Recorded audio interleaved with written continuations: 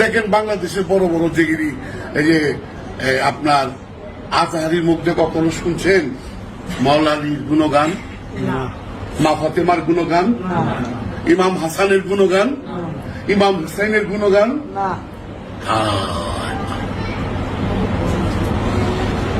হ্যাঁ, তাই উনি কয় না কে? একটা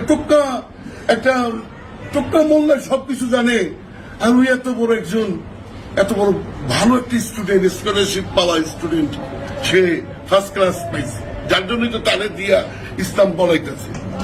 উনি কি ইসলাম বলতেছে না ইহুদিকে কথা বলতেছে? উনি কি ইসলাম বলতেছে না ওহাবিকে কথা বলতেছে?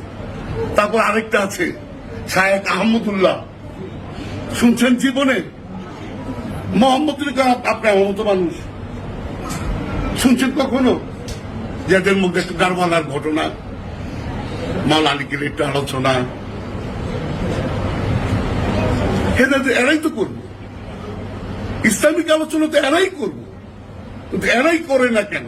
কেন এরা সবাই বিকে গেছে না, ইহুদির টাকার কাছে তারা বিকে দিছে। তারপর দেখেন আরেকজন আছে যে Adnan Tuha, Abu Tuha Adnan,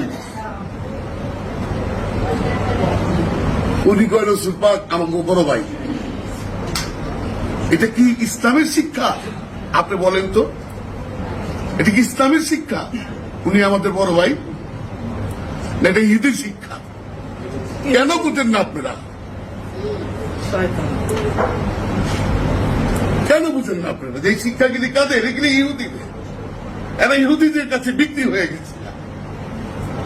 crore crore million billion trillion ডলারে তারা বিক্রি হয়ে গেছে। আজকে তো আরে আজহারি তো কার ছাত্র যায়, ওর টিচার আমি দেখছি, ওর যে টিচার আমার কি যে শ্রদ্ধা করে, আমি তোর কেমনি বুঝাবো? তার মুখে আহলে বায়াতের কি গুণগান, আর এই হারামজাদা কি করে? উনি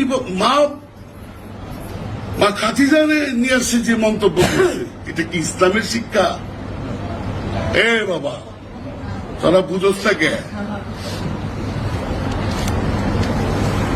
ভক্তি শ্রদ্ধাই রাখেন, এটা কি ইসলামের শিক্ষা? হিন্দু মাত্র রাখেন।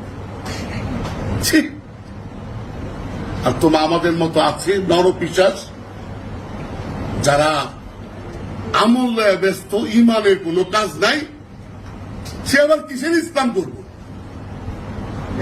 আর বিবেক নাই?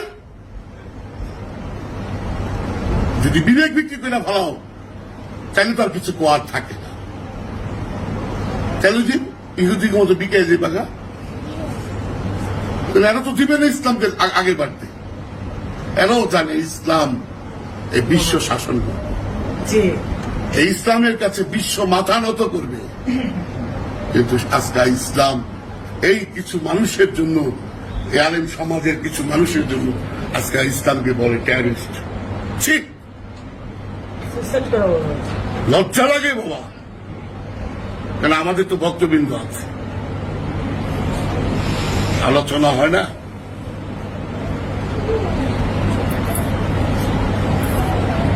এরা আবার ইসলামের নামাজ পড়া, এরা ইসলামের রয়ে গেছে। বাবা, শয়তান সবচেয়ে বড় ধোকা দেয় মানুষকে এই আমল দিয়া। যে একবার আমলে ঢুকা যায় তার আর ইমান আয় না, এই কিনো আয় না, মনে করে এটার মধ্যেই সব কিছু।